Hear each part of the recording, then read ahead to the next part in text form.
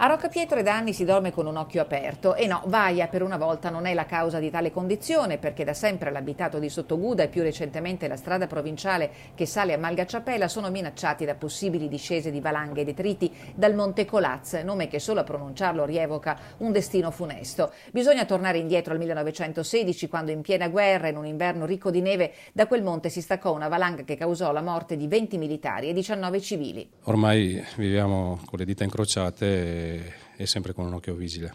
È sempre andata bene, ma meglio diciamo prevenire, perché purtroppo, come abbiamo visto, le cose succedono e quando succedono poi fanno veramente male.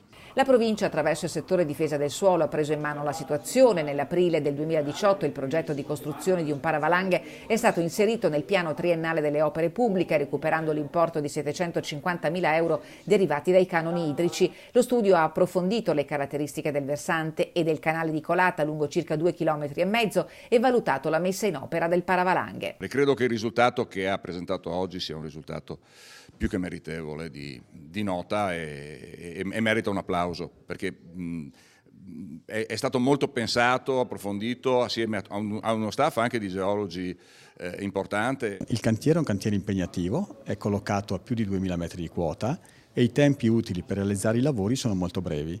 Quindi abbiamo progettato delle opere che possono essere premontate in paese e installate singolarmente utilizzando l'elicottero, riducendo i tempi di esecuzione. Il lavoro consentirà la messa in sicurezza di Sottoguda e della strada provinciale, mentre si sta cercando di programmare un ulteriore intervento per mettere in sicurezza la zona dalle colate di detriti che si verificano nella parte bassa del canale di Livinel, che porterà l'impegno di spesa a superare di poco il €1.000.000. Questa è l'indicazione che ho dato adesso agli uffici, di proseguire proprio nella messa in sicurezza totale anche dal punto di vista idrogeologico e non solo valanghivo.